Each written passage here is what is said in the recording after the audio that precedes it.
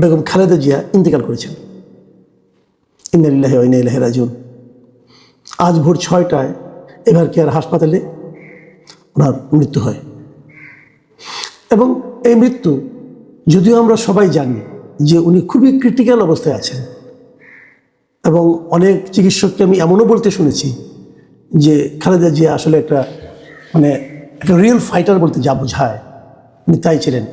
ওনার শরীরের একটা একটা করে অর্গান কোলাপস করছিল, কাজ করছিল না। তারপরে আমি এর মধ্যে একজন ডাক্তারের একটা ফেসবুকে একটা পোস্ট দেখলাম, উনি যুক্তরাষ্ট্রে দীর্ঘ 22 বছর ধরে এ ধরনের রোগীকে ট্রিটমেন্ট দেন, এবং উনিও বলছিলেন যে কোনো ক্ষেত্রে মেডিকেল সায়েন্সকে পর্যন্ত উনি ব্যর্থ করে দিচ্ছিলেন।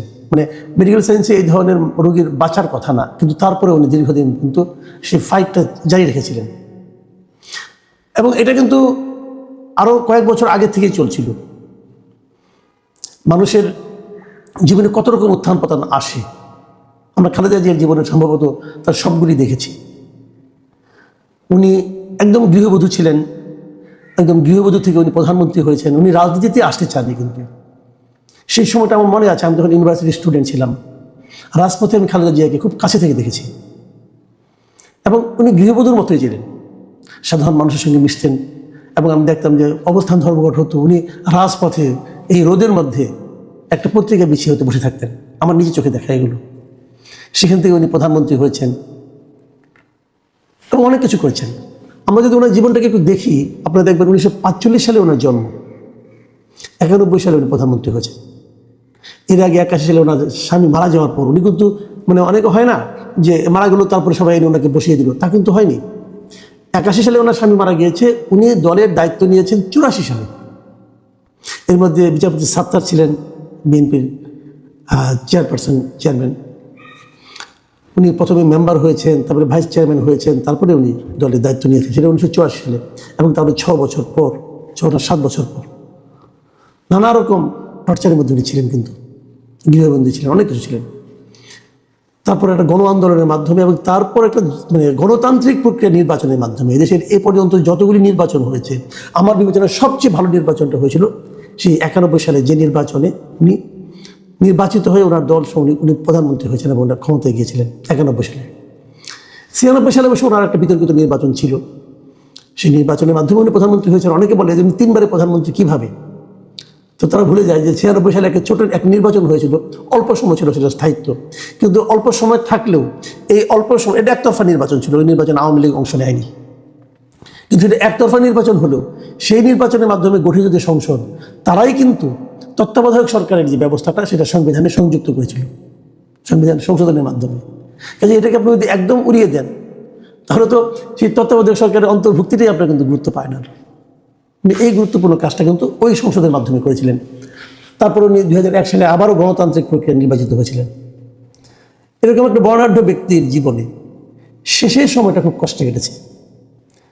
যে দুটো মামলায় ওনাকে জেল দেওয়া হয়েছিল, সেগুলো নিয়ে আলোচনা যত কম করা যায়, আমার মনে হয় বিচার বিভাগের প্রতি ততটা সম্মান দেখানো যায়। এভাবে যে বিচার হতে পারে ভাবাই যায় না।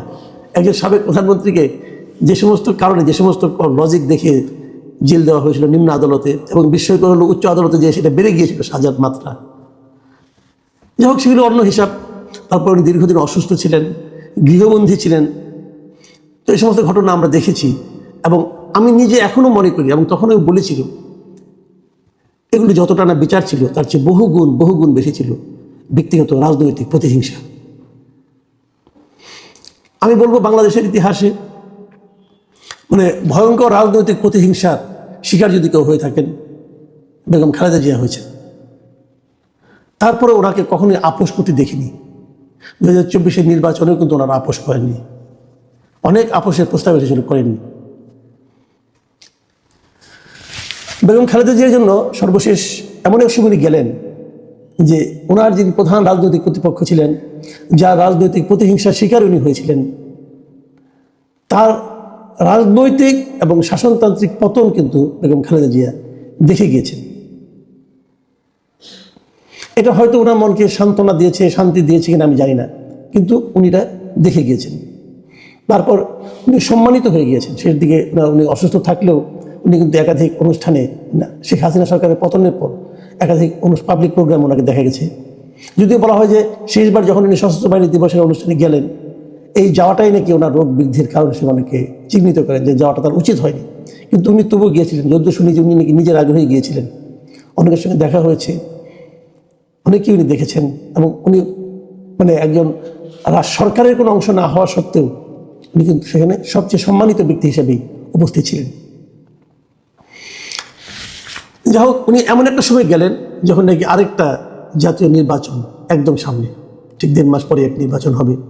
এবং আমার কাছে একটু মানে অস্বাভাবিক লেগেছিল যে এই নির্বাচনে ওনাকে তার দল একাধিক আসনে প্রার্থী করেছে, এবং মনোনয়নপত্র দাখিলের সময় কোনো টিপসই নিয়ে মনোনয়নপত্র দাখিল করা হয়েছে। আইসিইউতে থাকা একজন লোকের টিপসই নিয়ে মনোনয়নপত্র দাখিল করার কী প্রয়োজন ছিল এটা আমি জানি না, কিন্তু সেটা এটা নিয়ে আমি গতকালকে একটা কন্টেন্ট করেছি। আমি মনে করি এই রাজনীতিটুকু ওনাকে নিয়ে না করলেও হতো। আমি ওনার দলের সমালোচনাই করছি এই ব্যাপারে।